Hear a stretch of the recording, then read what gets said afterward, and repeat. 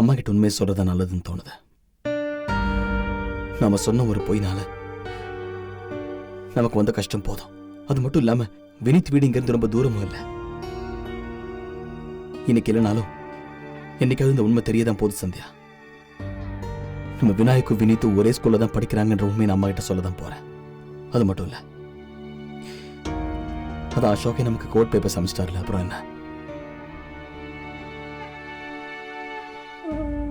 ஆமாங்க, இந்த 6 வருஷத்துல ஒரு நாள் கூட அத்தை வினித்துக்காக கடவுள்கிட்ட வேண்டாம் இருந்ததே இல்லை.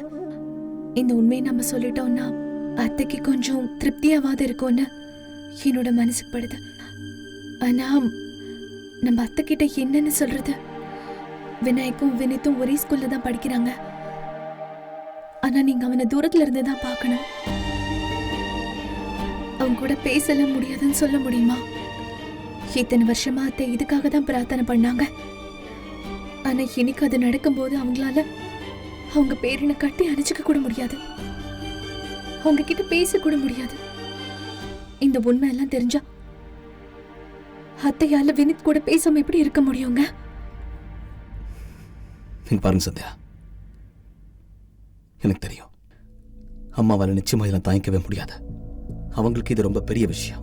அது மட்டும் இல்லாம ஜட்ஜ் வேற தெளிவா சொல்லிட்டாரு, ஒருவேளை கோர்ட்டோட ஆர்டர் நம்ம யாராவது மீறினா நம்ம மேல கடுமையான நடவடிக்கை எடுக்கப்படும் சொல்லியிருக்காருல்ல. அப்படி எதுவும் நடக்கக்கூடாது. நீங்க சொல்றது சரியா தான் இருக்கு.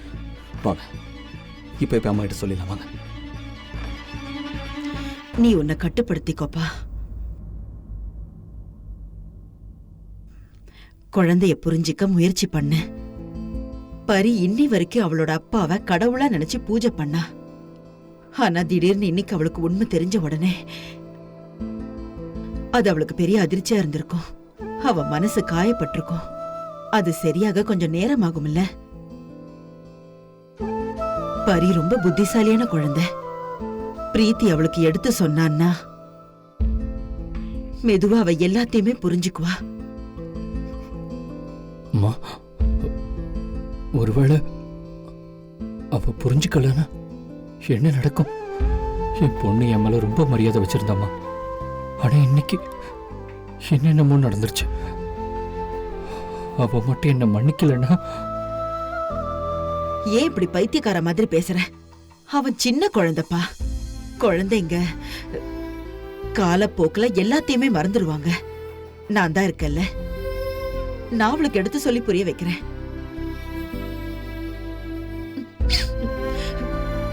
பரி சின்ன குழந்தைப்பா.